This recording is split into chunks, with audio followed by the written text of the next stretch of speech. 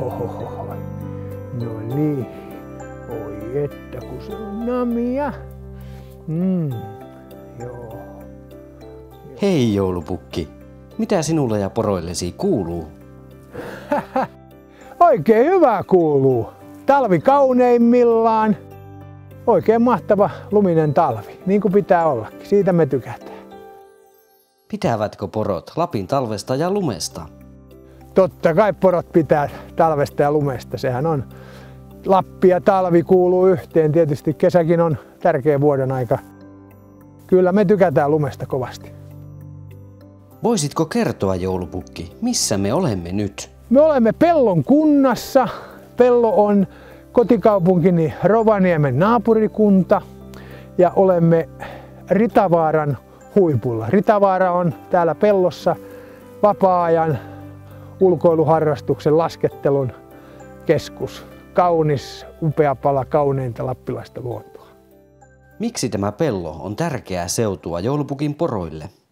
No, tämä on tärkeää seutua sillä lailla, että täällä on paljon hyviä laidunmaita, paljon vapaata luontoa ja on hyvä laiduntaa ja juoksennella ja näin. Ja sitten täällähän on vuosittain minun nimikko porokilpailuni, josta minulla on hyvä valita uusia nuoria juoksijoita omaan tokkaani. Pello on tärkeä, että paitsi että on se naapuriraja kotikaupungini Rovaniemen kanssa, on myös valtakunnan raja Ruotsin kanssa. Ja tässä tapauksessa se valtakunnan raja on myös aikavyöhykkeen raja.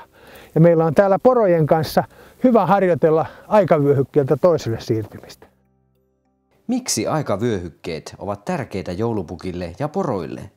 No, minulta kysytään usein, että kuinka pystymme jakamaan lahjat niin ympäri maailmaa yhden vuorokauden aikana. Ja sehän on vähän sellainen salaisuus, mutta minä voin vähän sinulle nyt kertoa, että me hyödynnämme näitä aikavyöhykkeitä.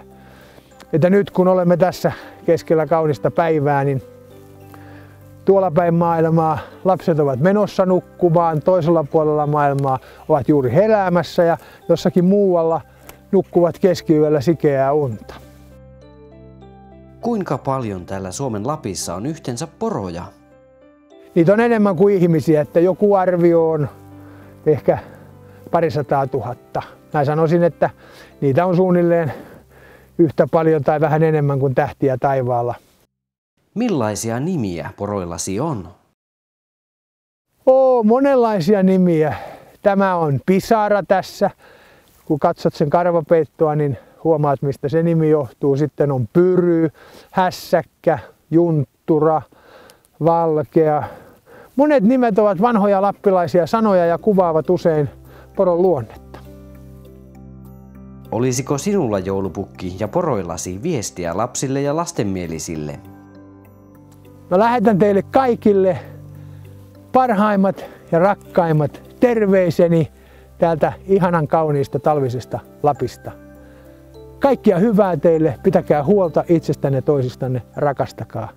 Nähdään jouluna!